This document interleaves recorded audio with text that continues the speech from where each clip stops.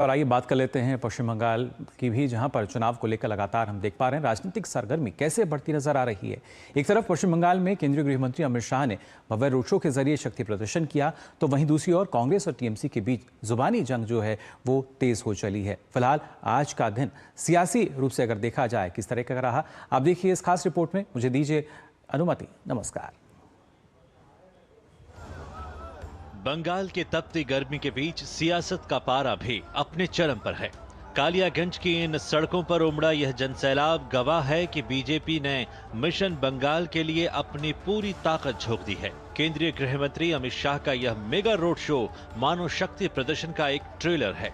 दार्जिलिंग में गोरखा के मुद्दे के संवैधानिक समाधान का वादा करते हुए अमित शाह ने राज्य सरकार पर निशाना साधा और आम जनता उन्नयन पार्टी के नेता हुमायूं कबीर को ममता बनर्जी का एजेंट बताया।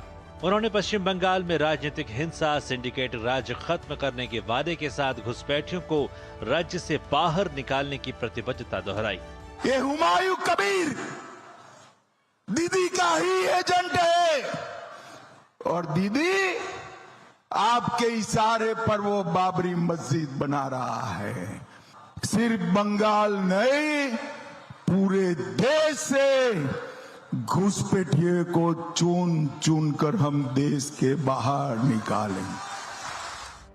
मुख्यमंत्री ममता बनर्जी ने चुनाव को अस्मिता की लड़ाई बताते हुए जनता से भावुक अपील की। उन्होंने कहा कि यह चुनाव सिर्फ हार जीत का नहीं, बल्कि आपकी अपनी भाषा, अपनी मिट्टी और अपने सुनहरे भविष्य को बचाने का है। तो वहीं रायगंज में जनसभा में राहुल गांधी ने एक तीर से दो शिकार करते हुए कहा कि बंगाल में बीजेपी कोई बिन बुलाए मेहमान नहीं है, बल्कि उसके लिए रेड कारपेट तो खुद सत्ताधारी टीएमसी बिछा रही है। इस बार आप अपने लिए वोट करेंगे, अपने आप को बचाने के लिए, अपने अधिकारों की रक्षा के लिए, अपने भविष्य को सुरक्षित करने के लिए, अपनी पहचान की हिफाजत के लिए। बंगाल में टीएमसी पार्टी जो बीजेपी के लिए रास्ता बना रही है, क्योंकि अगर टीएमसी ने अपना काम किया होता, आपको रोजगार दिया होता,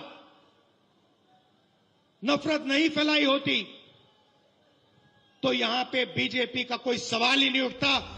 पश्चिम बंगाल में चुनाव प्रचार के दौरान बीजेपी और तृणमूल कार्यकर्ताओं के बीच विवाद एक बार फिर खबरों की सुर्खियां बनी हैं। ताजा विवाद राजधानी कोलकाता के पास बरानगर के पंचानन तला इलाके का है, जहां बीजेपी कार्यकर्ताओं ने तृणमूल कांग्रेस पर चुनाव प्रचार के दौरान हिंसा भड़काने का आरोप लगाया है।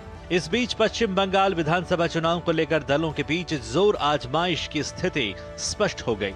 चुनाव आयोग के अनुसार नामांकन वापस लेने की प्रक्रिया पूरी होने के बाद अब कुल 2926 उम्मीदवार चुनाव मैदान में हैं। पहले चरण में 152 सीटों पर 1478 उम्मीदवार चुनाव लड़ेंगे, जबकि दूसरे चरण में 142 सीटों पर 1448 उम्मीदवार अपनी किस्मत आजमाएंगे। वोटरों की सुविधा के लिए इस बार कई नई व्यवस्थाएं की गई हैं। मतदाता ECINET ऐप के जरिए उम्मीदवारों की पढ़ाई, आपराधिक रिकॉर्ड और संपत्ति की जानकारी देख सकते हैं। इसके अलावा बैलेट यूनिट में उम्मीदवारों की रंगीन फोटो, नाम और चुनाव चिन्ह बड़े अक्षरों में दिखाए जाएंगे, ताकि वोट देना आसान हो सके।